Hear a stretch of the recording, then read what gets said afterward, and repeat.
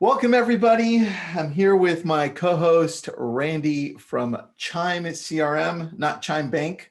Don't Google Chime. That's right. Thank you. There you Thank go. you. You'll end up with the wrong one. It's got a completely different logo, so Yes. don't do that. And we're not going to ask for your social security number either. Then you're screwed. That's right. Please don't. If anyone from Chime CRM asks for that, please do not give it to them. And today we've got a special guest.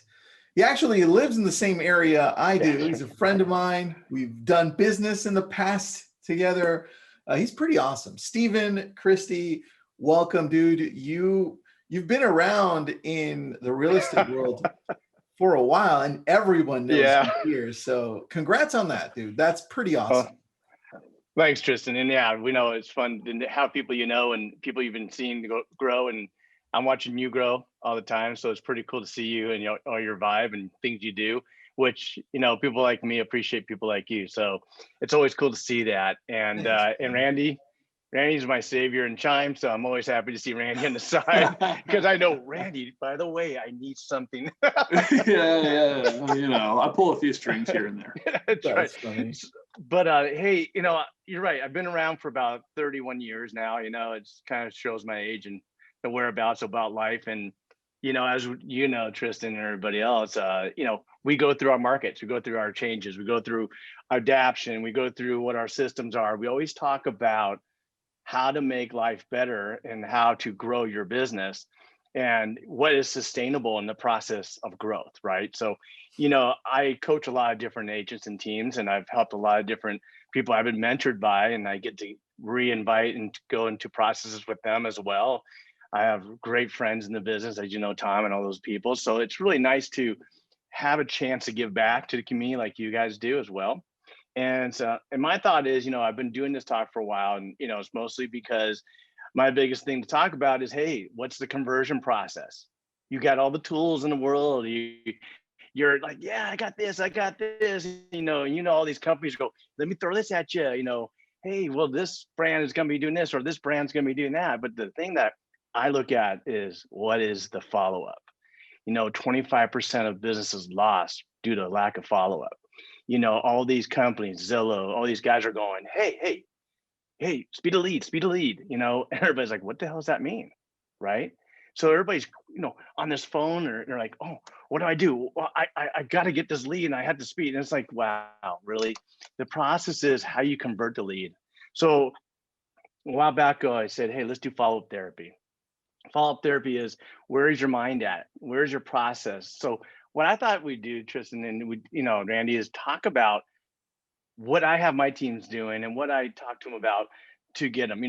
There's great people I've read about, and you guys read a bunch of books. So, I always looked at what Kobe's always said, and I looked at his guy, Tim Grover. I looked at all the different, Emmett and all these people, and they're great people, right?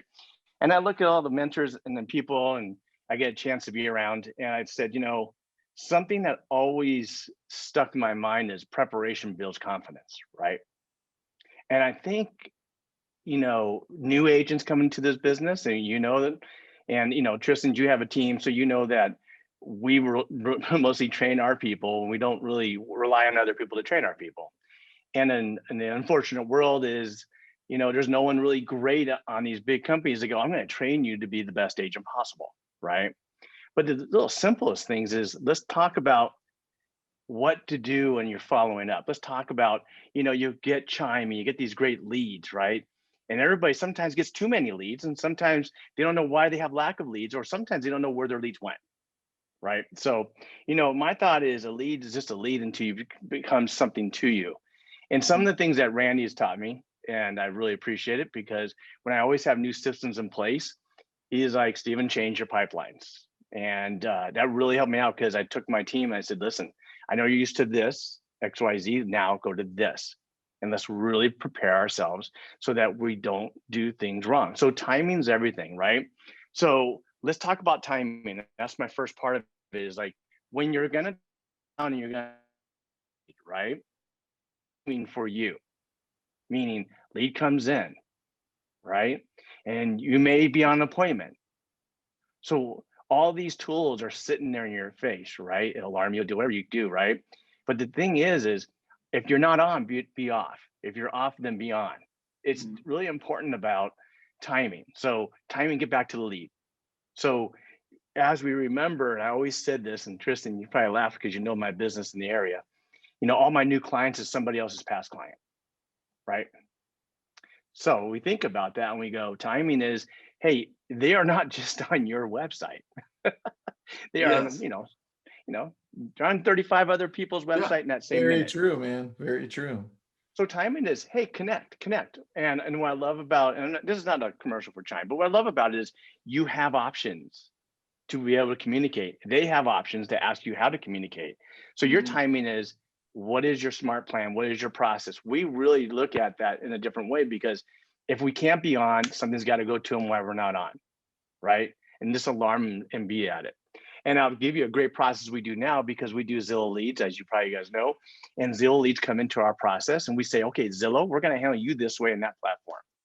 But when we get you over to our platform, now we're going to remarket you. And this is another one, Randy, thank you. Retarget market everybody in our process, right? We want them not to go back to Zillow. We want them to come back to Chime, to our area. We want them to wave to us, not wave there, right? But if we don't, timing us, where will they get alarmed first? So Tristan, where does an IDX system go to first? Right? Think about it. Does IDX come to your site first, or does it go to Zillow first? The IDX system goes to us, right? Right. So we have finally one advantage, right? So if we know that, I have a question. Sink it in. Go ahead. Do you still hear people ask or even say, hey, why do we even need a website? Or why should we even get a website? Because I do hear that sometimes. I know Randy hears it all the time. Yeah. Yeah. Well, people have to understand what relevant means. Okay. And the reason why they ask that is because they've been talked into other sites, or they've not been efficient on their site. So, look at things change all the time, right? I don't know if you've seen my website, it's changed many different times. And I changed to the time of the site. Like, I would do a lot of research and talk to a lot of people and get a lot of meetings in and look at people like, Tristan or Randy and go, hey guys, okay. Playing golf with Mike one day and going, hey Mike, this is some thoughts that I have. And he's got some thoughts in his mind. I'm like, that's cool. What if that starts getting implemented? You don't know that unless you have a site. And you don't know that unless you have something that works toward people. How do you communicate with your clientele, showing them that you're relevant to their community? It's absolutely right when you're especially, you're absolutely right in any regard, but it's especially true in the world of online leads and following up, right? 9 out of 10 times, the reason they're coming to your website is for properties. So send them relevant property information. Don't send them your, award you won in 2016, 2017, and 2018, right? There are so many realtors who I talked to whose email signature I see from awards that weren't relevant in the past decade, but send me relevant information. And that's the thought and the mindset, right?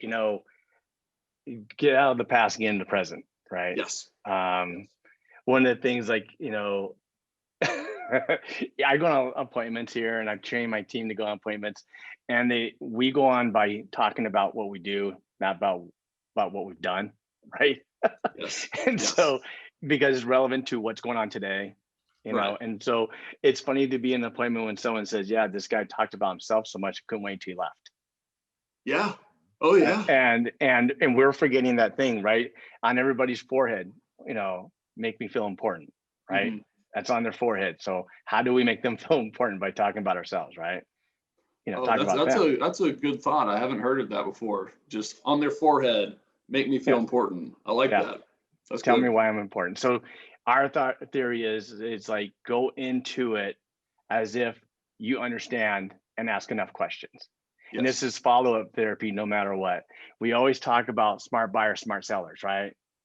Well, everybody wants to be smart. So why don't we bring that into our discussion?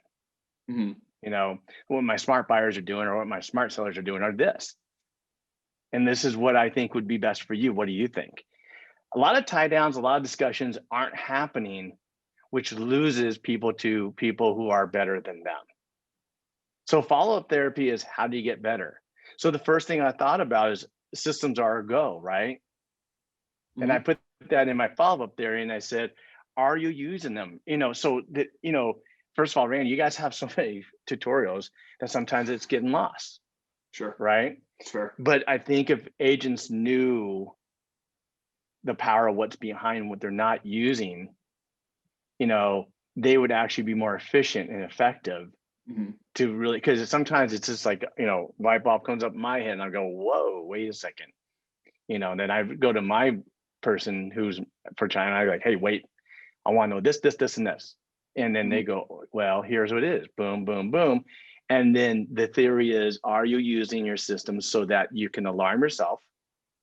Because look, if you're saying something to somebody that you're going to do something by a certain time, then why don't you do it by that time?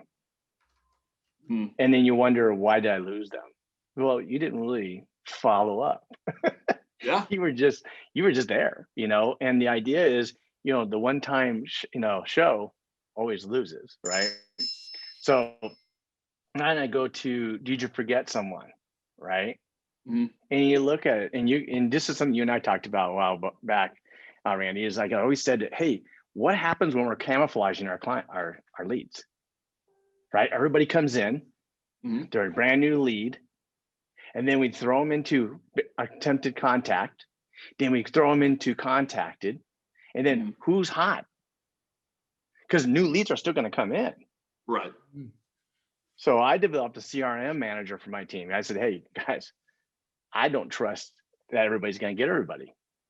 So we're camouflaging the best leads possible. How do we uncamouflage them? Well, again, it goes back to the task, the process, making sure that they're showing up, going by, their score, and keeping the score high. Those are your top people, right? So when we say, are your systems in place? Are you being efficient? That's the theory. Are you going to camouflage your people who are great? Yeah. Oh, and that's where I think the test and the pipeline stages come into play as well. Like if you were to simply put everyone you've actually spoken to in the contacted pipeline stage, like all that, what does that mean to anyone here? Contacted, I had a contact with them, but it doesn't speak to the caliber of that contact, right?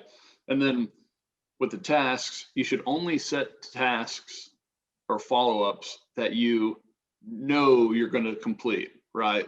Like a task should be non-negotiable. And that's a phrase I've started to use a lot, but I really think it encapsulates how important some things are. Like it's non-negotiable. I set this task, I have to do it, plain and simple. I don't do it, I've failed. So that don't use a task for a mundane, optional thing or form of follow-up. There's no need for that. So. Right. It's funny, and I think you guys think about the same way in the process as, check your mic, right? And when you're about to talk to people, what is going to be the process for you? And I laugh and I go, well, and Tristan said it earlier, what's your attitude and approach before you start this discussion, right? So are you planning your day to have follow-up? Because if it's not in the day plan, then you just might as well forget about follow-up. Yeah. Just work with new people, because what happens when they start going down in the score rate, you're losing them because they're going somewhere else. Sure. So, and I always get in my team and I say, look, your mindset is your strength, right? And they hate me because I always keep saying the same thing. Either you're going to talk about it or you're going to be about it. Which one is it going to be? I love it. Because they go, oh, this person did this. I can't believe it. I go, well, what can't you believe? Let's talk about what you can't believe and let's really work on that. So, let's take it to like a basketball game, right? And I always take them that same process. And this is great for follow-up. In the mornings in your process, in your mind, the best time to really talk to people in the morning, because in your afternoon, you're just lost. You're just like, either your brain's gone somewhere or you're over here. So let's get the stuff that we really want to get done in the morning and knock it out. So I say, okay, first of all, before a basketball player comes out, he stretches, right? So he's getting himself prepared for the game. He's just stretching himself out, right? Mm-hmm. For us, it's our mindset. We start thinking about our goals, what our process is, who's our top 10 people, what we're going to do with them, what's the process of our day, right? Then let's go back to the basketball player. He's done stretching. They go out to the court. What do you see them do for the next, 5 minutes? They're practicing their shots. Mm-hmm. Warm up their Right. shots. So they're like, that's their, and it's funny, if you go to an NBA game, they are taking the shot that they're going to take in the game. Like there's 3 seconds left. You're going to see them at that stand taking that shot in the practice theory, right? Now let's go back to the agent. Before you get on the phone, how are you practicing your script, your dialogues, objection handlers? Are you practicing that? Or are you so good that you can beat me in that discussion? Mm-hmm. And that's what I always tell my team. If you can show me that you're going to be that person, then man, let me back off and you show me. But if you don't practice, there's no way. Look at 30 years in this, and I'm still talking about the same thing. Because people don't understand that it's the communication discussion that, last time I heard you, last time we spoke, they don't remember you. If you got that big of an ego and you think when you talk to someone, they remember who you were. Yes. They teach you something. They don't. So you got to jog their memory. Hey, last time you spoke, you were moving to Missouri, and you said you wanted me to call you back in the last 3 days, blah, blah, blah. And then you go, oh yeah, now I get who you were. Not this. There's some humility that you have to have when you're calling leads or prospects or whatever, right? You definitely have to humble yourself a little bit and realize if they say, I don't remember you, it's not an attack on you. It's not a reflection of who you are as a person. It's just, hey, this person has a life and other things they have to do. And memorizing your name wasn't on the top of their list. So it's okay. It's okay. Stephen, how do you teach that? How do you help agents either on your team or outside get over that hurdle? Because I feel like that becomes the biggest challenge most agents face. It's that how you come across, Tristan. So the idea I always go with them is, to be efficient. Again, let's go back to the efficiency part. Did you leave notes last time you spoke? I mean, this thing called notes, you can actually pinpoint them to be the top note, right? You got to jog memories of ideas. I tell them, hey, you know how many people are not getting, look at Tristan, you've been through the same thing. You ever shown people property and they go, God, I called the 2 other agents. They never called me back. To today, they still say the same thing. And I look, I'm like, wow. If we're going to spend money and we're not going to call back, why are we spending money? Do we have that much business? I think I go through them is what is important to you in order to come across to be great, effective to them. Right. And again, it goes back to, are you excited when you're excited? Do they hear what you're saying? So when you say something, do you sound like this? You remember the teacher, right? That we were in their class and they'd never had an up or down. And that was the first time I ever learned how to sleep with my eyes open, right? I mean, in that class going, oh God, this is awesome. I'm going to sleep with my eyes open because this guy's so boring. So now all you have is a phone. Or say you're in a presentation, right? And if you're flatlining on the presentation or on the phone, if you have no excitement, like when you say, I'm excited, you go, I'm excited, or, hey, that sounds great, or that sounds great. I mean, inflection is important in any discussion, right? And then I look at them as, how do you take it to the next level? How do you know what to say and how to say it? Are you looking at yourself? All I had to do way back when, maybe my second year in the business, lose one listing. And I went back to the drawing board and redid my listing presentation. Because you know why? I hate losing. I love it. I like to win. And so if I'm not giving myself the opportunity to win more, then it's my fault. So take accountability for what you need to do. So then you go back and go, how do you know how to say your dialogue, right? Like you said, the same thing. People go in, they talk about me. You're like, wow, how is that showing up for you? That's so true, man. I agree with you on that. I think a big challenge for agents when they're coming in, and even veteran agents, is that they get comfortable with losing. They're like, oh, you know what? That just wasn't for me, right? And they don't change anything, right? Like you said, you lost a listing and you went to go change something because you realized it was on you. Right. And I think veteran agents that are just stagnant, new agents that are just trying to blame everybody else but their skills, right? They're like, oh, you know what? That just wasn't for me. And I hate when people say that just wasn't for me. It just means you really sucked. That's what it really means. Mm-hmm. Right? Winning must not be for you either. Yeah. right. That's not so Randy. True. That's so you need true. a banner that says that in the back. Winning must not. Hey, I'm the guy who likes to win. You must be the other guy. That's so good. You know, if you guys think about it, it's knowing what to say, when to say, and how to say it. Really what it is, right? Like if you took any objection, and we get them all, right? We're in a market where everybody thinks their home can sell easily, right? And their discussion to you is, it's so simple, you should pretty much be a discounted agent, right? And so, like you said, Tristan, they'll go, well, how much will you pay me? Right? And you think about that and you go, there's no logic to the process, because in today's market, it's about getting you more money, not lower money. Right. You know, so if you handle the objection, the thought process of being in command of the process, right? And going, hey, I hear what you're saying, Tristan. So tell me what's most important to you about selling your home. Yeah. And go back into there. Now you're going to do a little break here, pattern break, a pattern shift, and you're going to turn around and go, so in this marketplace today, you don't want to discount the person who's going to negotiate the best price for you, would you? See, discounted people don't care and they don't spend money. They'll do anything you want. I'm going to give you a strategy to get more money than anybody else in the neighborhood. Which one's best for you? You see, the discussion has to be made instead of giving up because you don't know what to say, how to say it, and when to say it. So if it all makes sense, Tristan, if I can get above the value of what anybody else sold in the neighborhood, do you think I'm worth more money? Yeah, 100%. Great. So let me have about 20 minutes of your time and I'll show you how I'll do that for you. Fair enough?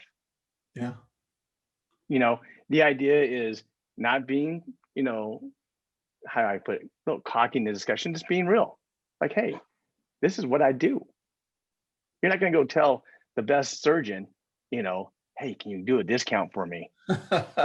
Yeah, you're not. Hey, I've done 6 or 5 with the same surgeon. It might be time for me. It might be time. You can see that discussion. Now, 5 means a deal. Yeah. On the 6th, what are we doing now? Yeah, 5 surgeries, 6 surgery free. Yeah, that's right. You should have got me on a 3rd. Yeah. You know, and so But, I think, but you know, to your point though, the difference between cocky and arrogant, you can say the exact same set of words, but it's going to be your tone. Yeah, confidence. Like same sentence said 2 different ways, 2 complete different meanings. You know, it was a great question. One of my, I was coaching this one team, right? And the guy goes to me, goes, how do you just show up the way you do, right? And I go, well, what do you mean by that? You know, he goes, no, you just have this way of being with people to make them feel at ease. And they just follow what you say. And I go, well, I think it's not about me being a certain level of what I am. I just get into what they are. I'm with them. But then I show them what I can do for them in my process. And I show them that we are a good team together. And I prepare them to what's going to really happen for them. And I think in that process, the confidence is because preparation's been there a long time ago. And I'm not, you know, I'm okay to say goodbye to people because I know that they'll clog the system. I want the people who want us to be who we are and do the job we're supposed to do. That makes our lives even happier. Because once we do it, and we've all had those people, we're like, you're clogging my system. You know, Oh, yeah. I gotta let you go. Yeah, It's hard to do because I don't let anybody go. But when you see it's affecting your whole team and everybody, it's just like, wow, this has got to stop. So I guess the confidence is the level of preparation. Yeah, I just posted that, by the way. So thanks, Stephen. Good. That's perfect. That's a good one. you know, so therapy, follow-up therapy is basically going, I don't want to lose anymore, right? And going, I want to win more often. And what are the things I'm going to do to make the conversation better in my dialogue, in order to have people receive me in a different fashion, to want me to be a part of their process and to understand me of what I do. I mean, that's the dialogue that has to change for people in order to achieve what they want. And again, going back, has to be the systems in place to get to the dialogue in the first place. So, that's how, a lot of times I'm dealing with people, or I'm dealing with my team, or I'm dealing with other coaching clients. It's the same way. It's like, hey, this is what we're going to do to grow your business. How important is it to you? I like that, dude. And look, I think we could probably do a few parts to this, because we Yeah. can go a little deeper. So I'm up for having you on again, man. I think we can really dig into the process of doing the follow-up therapy, because that's such a nice phrase.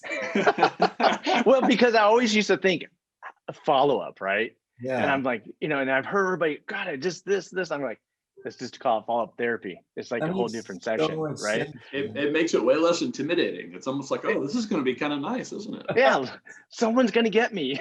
Yeah, follow-up therapy. That's so funny. That's so funny. All right, Stephen. Well, thanks for being on. You currently coach agents? Yeah, I coach teams and agents. How Yeah. do people get a hold of you? Well, they come to my Facebook. Then one of my assistants will qualify whether they're a fit for me. I don't have a lot of room for that, so I just do certain people at certain levels. And it's the same thing for you. Like, when we have people come and want to be a part of our teams, we love people coming in, but they have to be in the same. You don't want to change, what you have in your culture. And so I want to make sure that I'm the right fit for them and they're the right fit for me. And that's really important, because I don't have the time for it. I have the time to handle the people who want to grow. And that's me. I love growth with people, and I want to be there for them. But we make a lot of money outside of it. It's my give back to the game. And I enjoy it.